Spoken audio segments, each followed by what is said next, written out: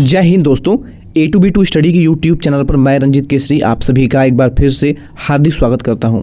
UP polytechnic प्रवेश परीक्षा 2025 की काउंसलिंग को लेकर के जीकप ने एक नहीं दो नहीं बल्कि 3 से भी अधिक मोस्ट इम्पॉर्टेंट नोटिस जारी की गई है छात्रों के लिए। छात्रों को ये नोटिस के बारे में डीपली अच्छे से पता होना चाहिए, अन्यथा की स्थिति में काउंसलिंग में आपको प्रॉब्लम आ सकती है। 1 बाय 1 हर एक नोटिस के बारे में यहाँ पर हम डिटेल में बात करेंगे। चलिए वीडियो को शुरू करते हैं। यहाँ पे आप देख सकते हैं नोटिस के बारे में। तो यहाँ पे एक नोटिस है जो कि काउंसलिंग इंस्ट्रक्शन फॉर कैंडिडेट है, जिसके बारे में आपको हमने बता दिया है। हेल्प सेंटर की लिस्ट जारी की गई है, इसका लिस्ट भी हमने आपको टेलीग्राम पे सेंड कर दिया था। यहाँ पर जो नोटिस जारी की गई है पहली वो है काउंसलिंग गो 4/9/2024। तो दोस्तों इस नोटिस में इंस्ट्रक्शन दिया गया है छात्रों को कि पहले जो है कॉलेज एक्सेप्ट करने की या फिर फ्रीज और फ्लॉट करने की क्या व्यवस्था थी और अब उसमें क्या बदलाव किए गए हैं। अगर हम 2024 की बात कर ले तो पहले क्या था, अभ्यर्थी को जो सीट आवंटित होती थी वो ऑटोमेटिकली यानी स्वतः जो है वो फ्रीज हो जाती थी, यानी लॉक हो जाता था।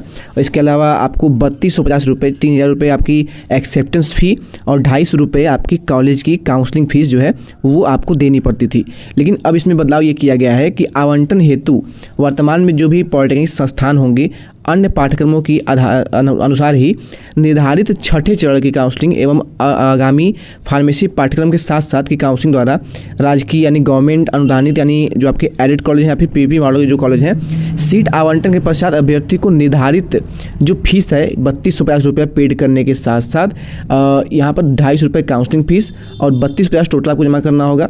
इसके अलावा ऑनलाइन जमा करने के उपरांत सहायता केंद्रों के माध्यम से आपको डॉक्यूमेंट वेरिफिकेशन कराते हुए अवशेष जो फीस बचती है कॉलेज की वो आपको निर्धारित समय पर ही जमा करना होगा। ये आपको बताया गया है इस नए नोटिस में, ठीक है। इसके अलावा इसमें यही आपको बताया गया था बदलाव इसमें जो किया गया है। इसके अलावा सीट एक्सेप्टेंस शुल्क जो है काउंसलिंग शुल्क 250 रुपये पोर्टल पर जमा करना होगा। उसके बाद ही अभ्यर्थी को सहायता केंद्रों के माध्यम से अभिलेख सत्यापन कराकर औपचारिक एडमिशन पत्र डाउनलोड करना होगा, यानी कि आपका अलॉटमेंट लेटर मिलेगा जिसको लेकर के आप अपने कॉलेज में जाएंगे जो कॉलेज आपको अलॉट हुआ है।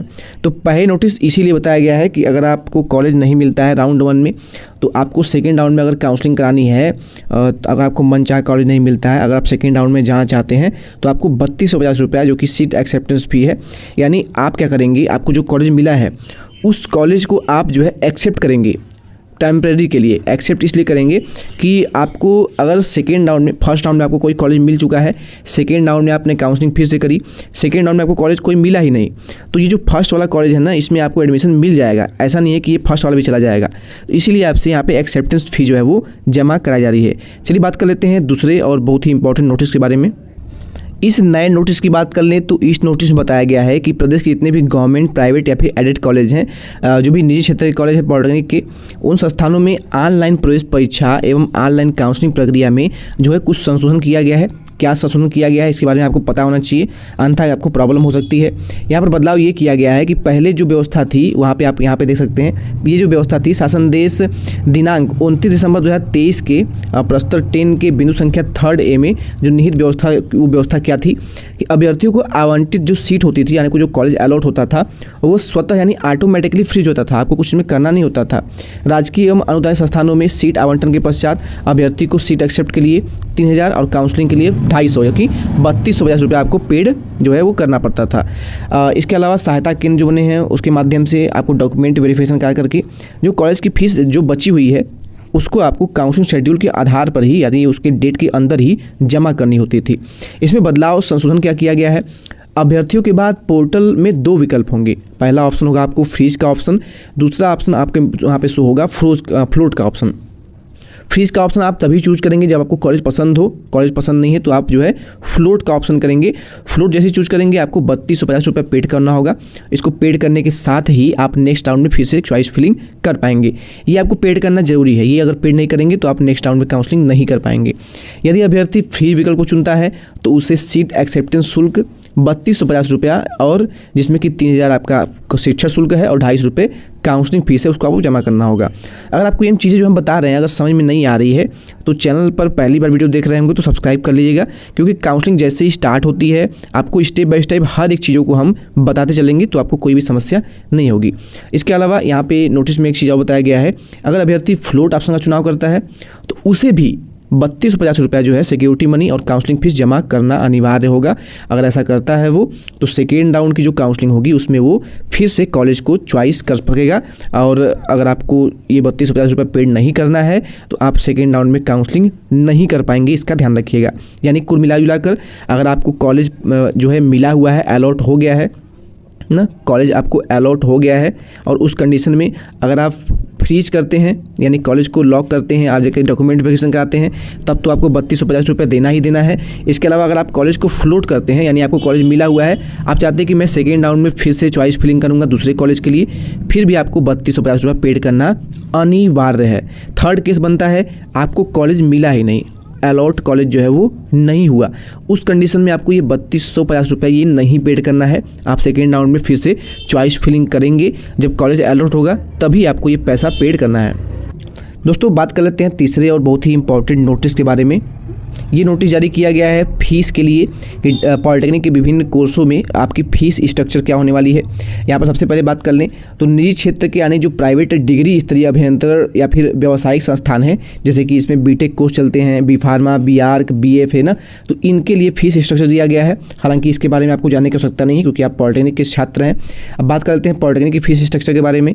तो अगर निजी क्षेत्र की डिप्लोमा स्तरीय तकनीकी संस्थानों में चल रहे पाठ्यक्रम का शुल्क अगर हम बात कर ले तो निजी क्षेत्र की डिप्लोमा स्तरीय तकनीकी संस्थानों में 3 वर्षीय जितने भी कोर्स होते हैं और इसके अलावा जो फार्मेसी पाठ्यक्रम है उसके शुल्क के बारे में हम बात कर ले तो अगर आप डिप्लोमा के किसी भी कोर्स में इंजीनियरिंग का कोर्स कर रहे हैं, जैसे कि आपका इलेक्ट्रिकल इंजीनियरिंग हो गया, mechanical engineering, civil engineering, electronics engineering हो गया, कंप्यूटर साइंस इंजीनियरिंग हो गया, यानी ग्रुप ए के अंतर्गत जितने भी आपके कोर्स आते हैं, इसके अलावा ग्रुप के अंतर्गत लेटर एंट्री जितने कोर्स आते हैं उसके अंतर्गत जितने भी बच्चे आते हैं जिनका कि 3 ईयर का डिप्लोमा कोर्स होता है, उनका जो फीस है वो 30,150 रुपया ये निजी क्षेत्र के डिप्लोमा के लिए है। यानी ये आपका 1 ईयर का फीस होने वाला है।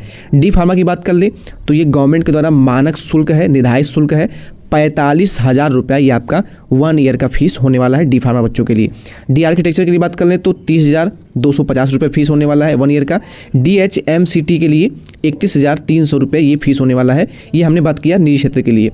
निजी क्षेत्र के डिप्लोमा स्तरीय तकनीकी संस्थानों में जिनमें दो वर्षीय यानी कि डी फार्मा कोर्स को अगर छोड़ दें तो 1 वर्ष जितने भी कोर्स आते हैं उनकी फ़ीस बात कर ले अगर हम, तो उसकी जो फीस होने वाली है वो 22,500 रुपये होने वाली है। ये गवर्नमेंट ने निर्धारित किया हुआ है।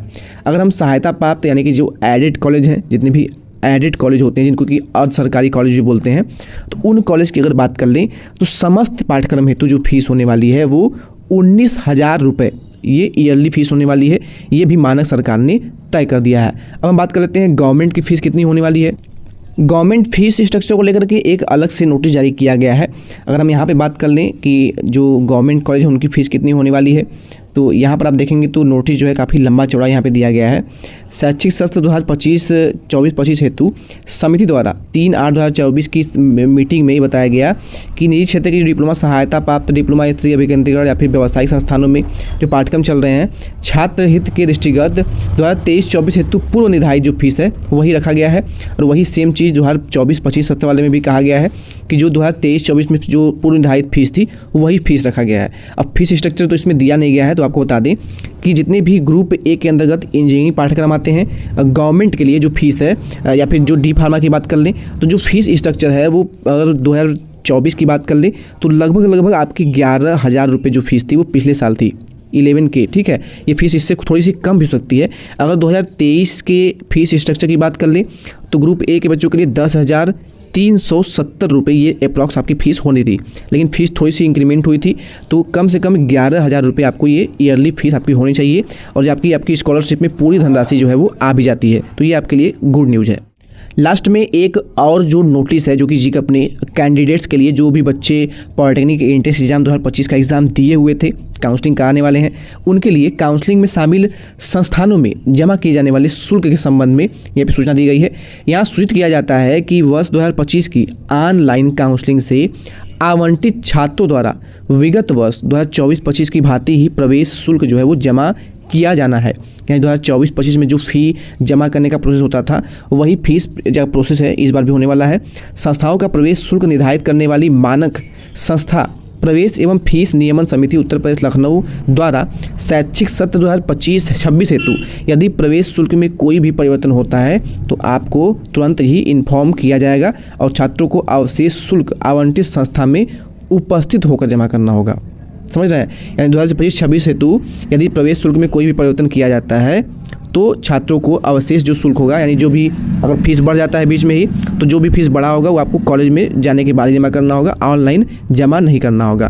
प्राइवेट कॉलेज में ये नियम है 2024 से ही कि अगर आपको कॉलेज की फ़ीस जो है वो 40,000 रुपये है, तो जब आप काउंसलिंग के बाद डॉक्यूमेंट वेरिफिकेशन करा लेते हैं तो इसकी आधी फीस यानी करीब 20,000 रुपये जो है वो आपको ऑनलाइन पेड करना होता है काउंसलिंग और डॉक्यूमेंट वेरिफिकेशन के बाद, तभी आपकी एडमिशन जो है वो कंफर्म मान जाती है। तो दोस्तों ये 3 से 4 जो है बहुत ही मोस्ट इंपॉर्टेंट नोटिस है जो कि जीकैप के लिए जारी आप सभी के लिए जारी किया गया है जीकैप द्वारा। तो ये नोटिस को ध्यान से आप समझ गए होंगे, इसको ज़्यादा से ज़्यादा शेयर करिएगा अपने दोस्तों के साथ, क्योंकि बहुत ही इंपॉर्टेंट चीज़ें इसमें बताई गई हैं। बच्चों को आगे चल के परेशानी ना हो इसके लिए इसको ध्यान से समझना बहुत ही ज़रूरी है। चलिए वीडियो को यही पे एंड करते हैं, मिलते हैं किसी नेक्स्ट मोस्ट इंपॉर्टेंट अपडेट के साथ। तब तक के चैनल पर अगर पहली बार वीडियो देख रहे हैं तो चैनल को सब्सक्राइब कर लीजिएगा, क्योंकि यहाँ पर आपको बिल्कुल सही और सटीक अपडेट हमेशा देते रहते हैं हमें। Thank you.